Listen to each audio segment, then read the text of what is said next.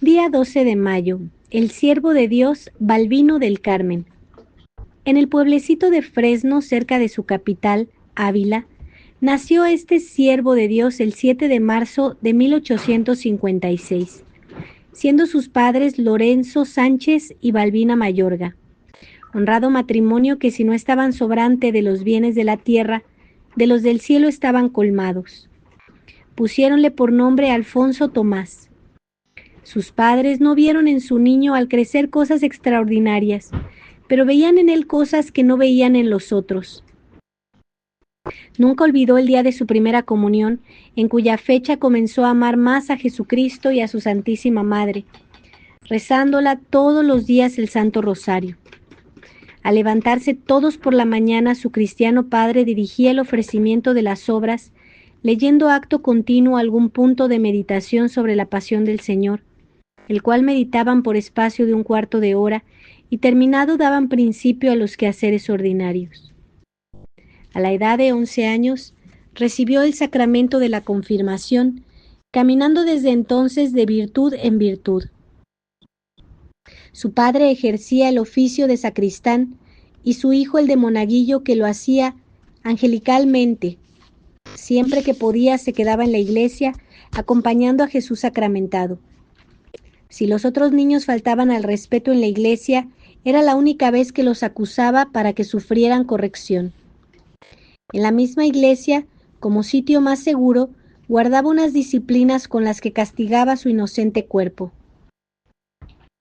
Por sus buenos modales y por su piedad, la gente del pueblo le buscaba para que les leyera las vidas de los santos, ocupación que invariablemente observaba en casa de sus padres todas las noches. El niño Alfonso era en su aldea un ejemplar.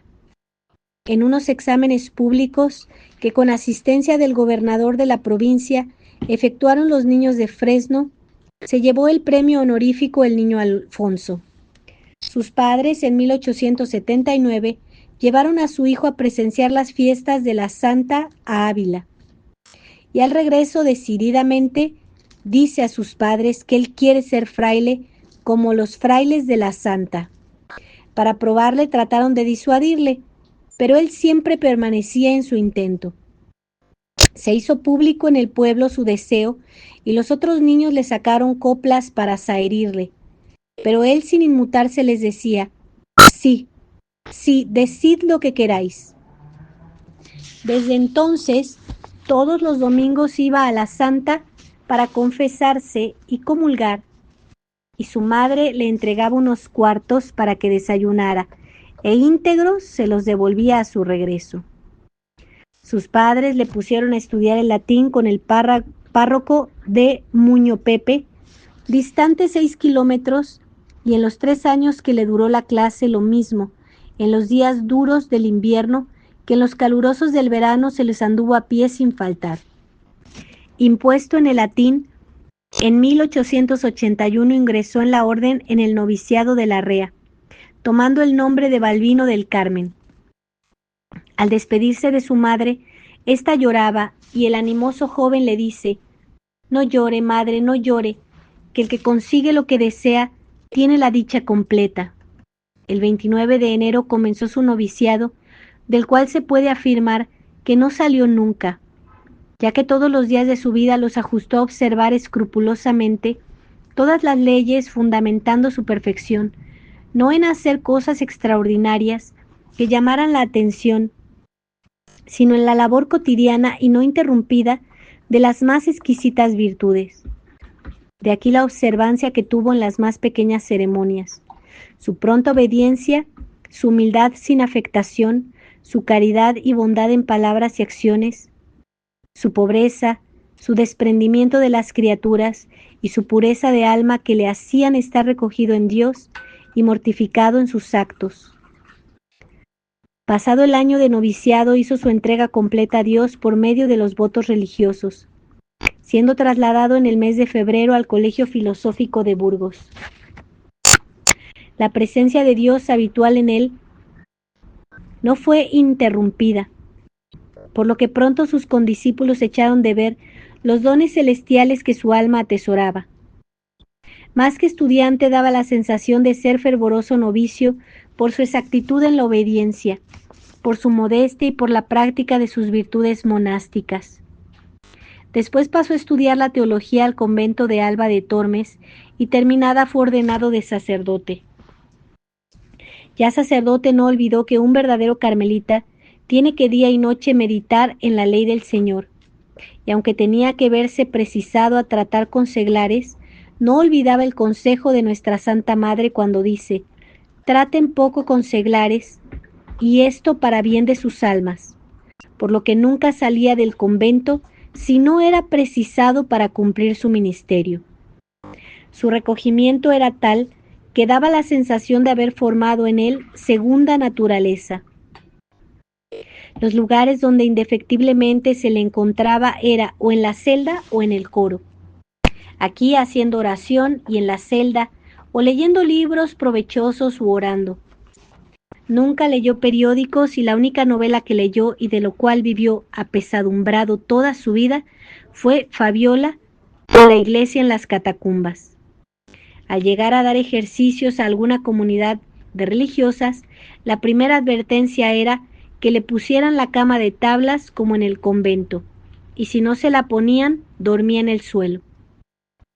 Cuando regresó de Cuba, su buena madre, al irla a visitar, le puso lo mejor y mejores cosas que tenía en casa, y el mortificado hijo, admirado de tanto lujo, le preguntó para quién era aquella cama, y al contestarle que para él, le dijo que la estera era suficiente, como así lo hizo. Cuando le mandaron a Cuba, no se pudo averiguar qué era la cosa que más le costaba practicar, o cuál el ministerio que era más de su agrado, pues siendo por obediencia o en cumplimiento de la ley, todo lo hacía sin repugnancia y con esmerada perfección y fidelidad, sin reparar en sacrificios, dificultades y vencimientos. En 1894 fue elegido prior de La Habana, poniendo la renuncia del oficio a los 6 meses, y aceptada le hicieron su prior y maestro de profesos de Toledo, por lo que regresó a España.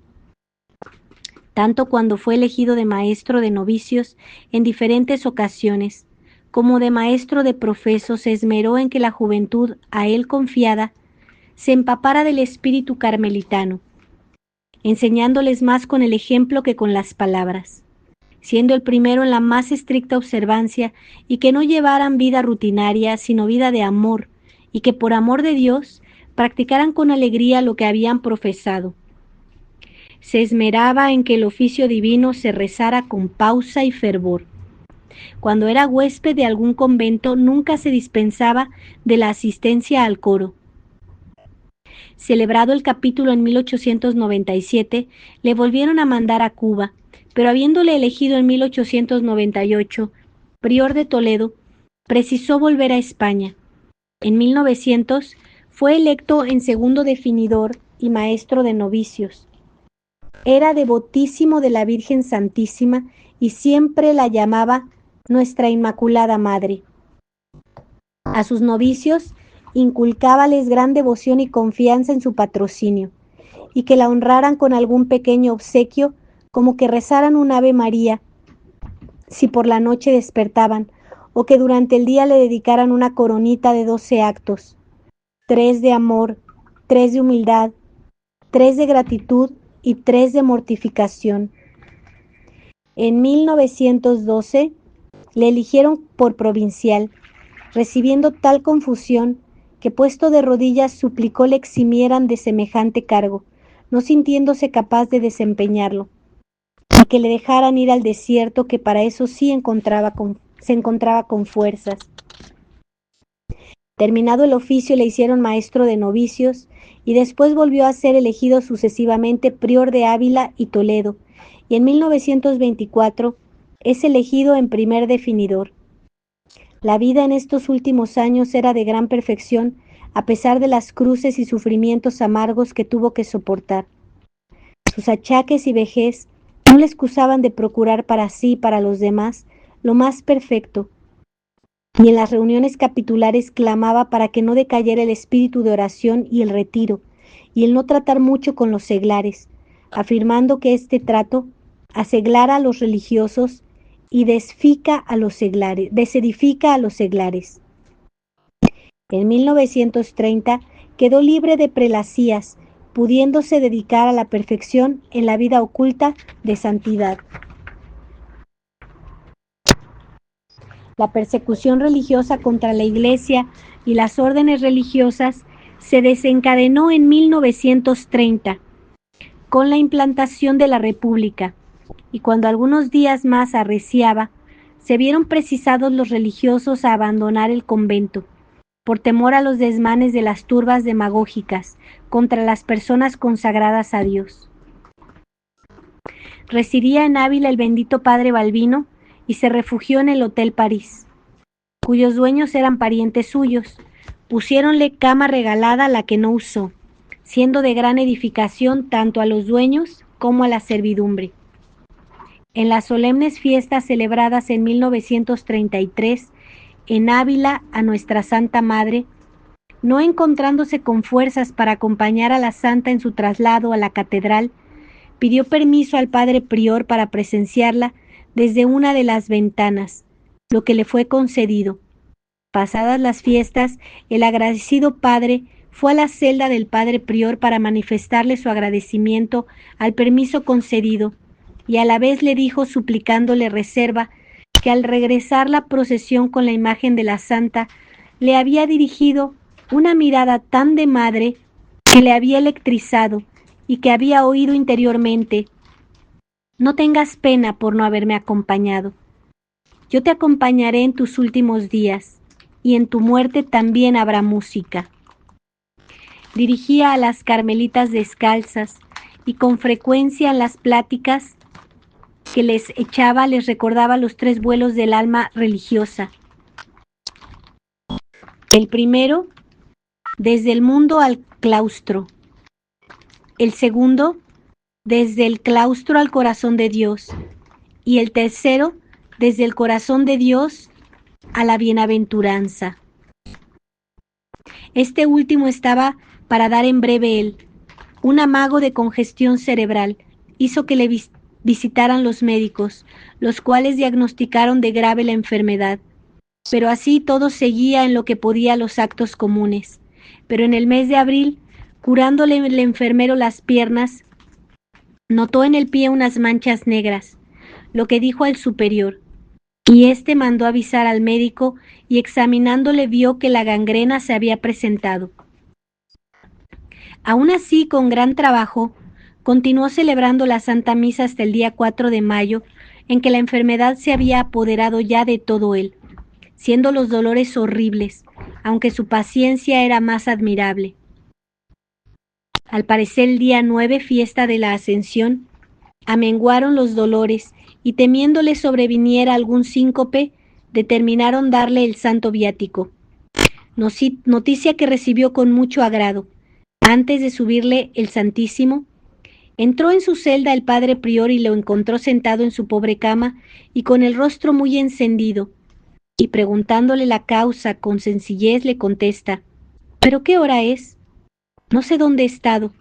He visto una claridad extraordinaria y he notado que alguien ha estado conmigo. Ya estaba cercano a la muerte, y un padre le pregunta si era duro resignarse en aquel trance, a lo que contesta que para un religioso que desde el noviciado le han enseñado a dejarlo todo, absolutamente todo, en las manos de la providencia, no era difícil, pues el religioso no debe de considerar qué es lo que el Señor nos manda, sino que únicamente que es Él, que es su divina voluntad quien nos lo envía, y en todo decir con Él: fiat voluntas tua. Al regresar este mismo día el padre prior de confesar a las carmelitas descalzas, le pidió le administrara la Santa Extrema Unción, haciéndole la advertencia que fuera despacio para él seguir todas las ceremonias, ya que había tiempo para todo. El 10 llegó el padre prior de Segovia, su condiscípulo, y al entrar en la celda entablan el siguiente diálogo: ¿cómo se encuentra, padre Balbino? Ya ve, esperando lo que Dios nuestro Señor tenga dispuesto en su divina providencia y en su voluntad santísima. ¿Está vuestra reverencia tranquilo o necesita alguna cosa? Estoy tranquilo y no necesito nada más que me encomiende al Señor.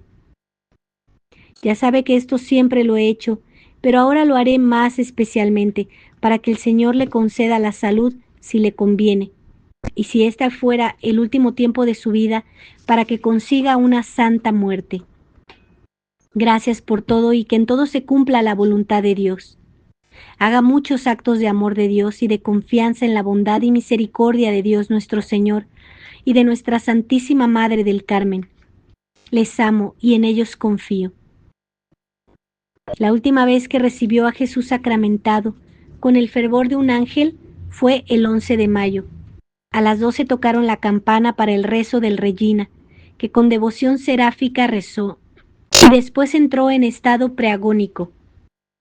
Por la noche, aunque ya a petición suya le habían hecho la recomendación del alma, de nuevo se la hicieron. El sábado 12 de mayo a la 1:15 de la mañana, aquel observante religioso, rodeado de toda la comunidad, a la que días antes había pedido perdón de sus malos ejemplos, dio su último vuelo del corazón de Dios hasta el trono de la Beatísima Trinidad, como píamente se puede creer, para eternamente cantar sus misericordias. En la vida de este santo religioso carmelita descalzo no se notan cosas extraordinarias, ni éxtasis, ni revelaciones, ni locuciones, ni otras gracias divinas que no son necesarias para la santificación.